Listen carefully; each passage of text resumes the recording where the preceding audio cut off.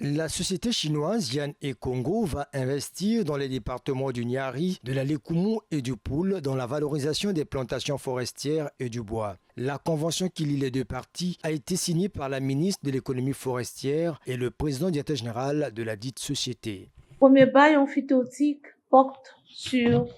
deux réserves foncières de l'État. La première, d'une superficie de 20 216 hectares, non couverte de plantations, située à Obili, dans la sous-préfecture de Zanaga, département de la Lékoumou,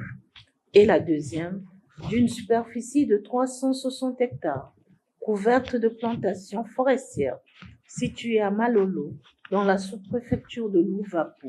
département du Niari, aux fins respectivement d'installation et de valorisation des plantations forestières industrielles. Quant au second bail, il porte sur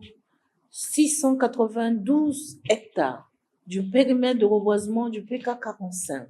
dans la sous-préfecture d'Igné, dans le département du Poul, aux fins d'exploitation et de transformation du bois, de replantation et d'extension de ce massif forestier.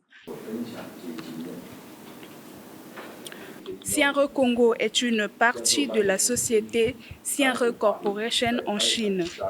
qui a fait et continue de faire preuve dans la sous-région à travers la mise en valeur des plantations forestières. Cette expérience est à partager avec la République du Congo par la matérialisation sur le terrain des baux emphytéotiques, contrats et conventions avec le gouvernement.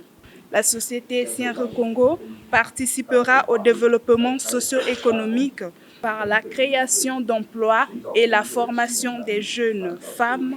et hommes en quête de travail dans divers secteurs d'exploitation, de transformation industrielle et d'afforestation conformément à la loi congolaise. Actée ce 30 août à Brazzaville, cette convention qui est l'aboutissement d'un long processus de négociation entre les deux parties fait de cette société chinoise un acteur de valorisation en matière d'exploitation industrielle et forestière appelé à créer des emplois. La mise en œuvre de cette convention prévoit, entre autres volets, la gestion des massifs forestiers, des massifs plantés existants, l'exploitation de la matière première issue du bois de plantation, la transformation industrielle sur le territoire national de la matière première issue des plantations et la plantation et la replantation des massifs forestiers chaque année selon les superficies correspondant à la convention que nous venons de signer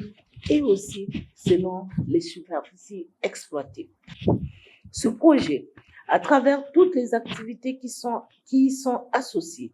offre également une opportunité de création d'emplois pour les jeunes. Cette convention entre le Congo et la société Yan et Congo contribuera par conséquent à l'amélioration des conditions de vie des populations riveraines, au développement local par la mise sur pied des infrastructures de base. Il est aussi prévu une redevance par mètre cube de bois de plantation produit en vue d'alimenter un fonds de développement local qui servira à financer les micro-projets portés par les populations locales, a annoncé la ministre Rosalie Matondo.